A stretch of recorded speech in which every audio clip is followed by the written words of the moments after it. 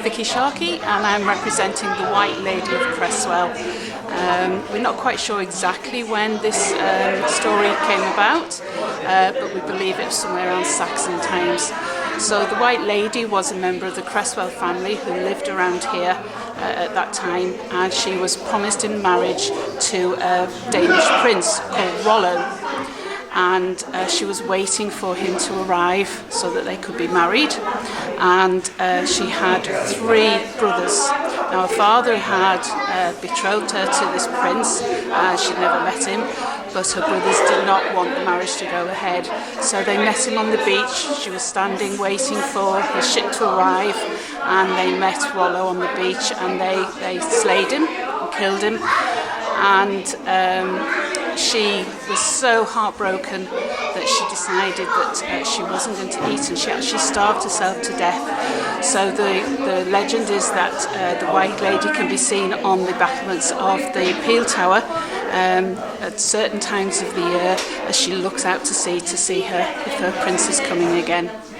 Well, it's not a very happy story, is it? No, it isn't. No happy ending for the White Lady. No. So do you enjoy playing this role? Yes, this is the first time I've done it, and it's really good fun sneaking up behind people.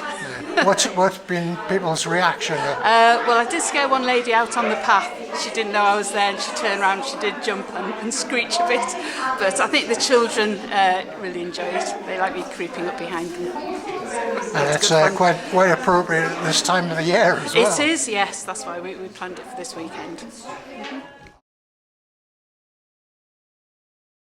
We're doing a spooky Tudor day today in Cresswell Towers, and this table is a representation of the food in Tudor times. And I believe that you're telling people about the origin of the phrase square meal and how that came about. That's right, that's correct. So tell me about that. This is the square dish, and the salt went in there, obviously the food in there. That's the soul cake. It was made for Halloween in the time, rather like a dry scone. And this is the spur of an antler from a deer, obviously. And it was a hint to the Lord. You know, the pantry was empty. We need more food, because he was shouting, "More food, more ale." So she said, she only held up the spur to say, right, it's time to go out and hunt again. So in Tudor times people enjoyed their food, didn't they? Oh yes, yes. Tell me a little about some of the things that people ate then. Well, there was the sourdough bread, there was the venison pie, there would be quince, which is on the table. There are walnuts, almonds, hazelnuts, also sloes on the table, and hazelnuts, is more hazelnuts here, and there's eggs, and we have fruits of the orchard, but peasants usually ate vegetables. It's only the rich that had the more exotic fruits.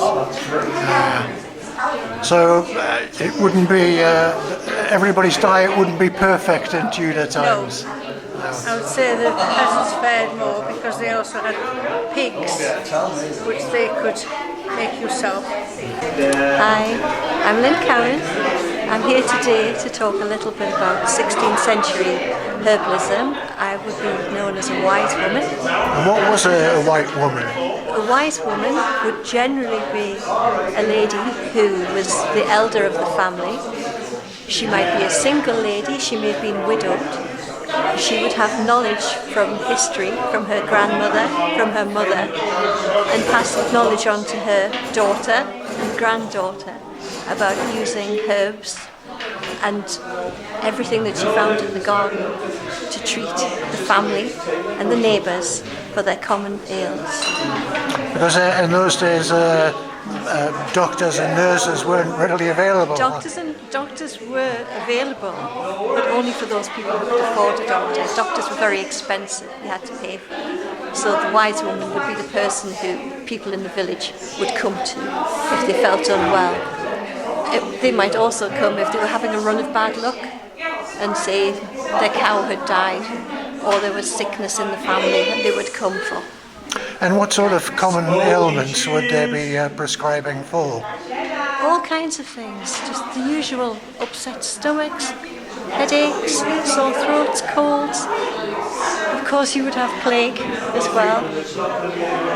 There were not many remedies that would cure plague, or none at all that would cure plague, but lots of things that people were suggesting that would help to combat plague.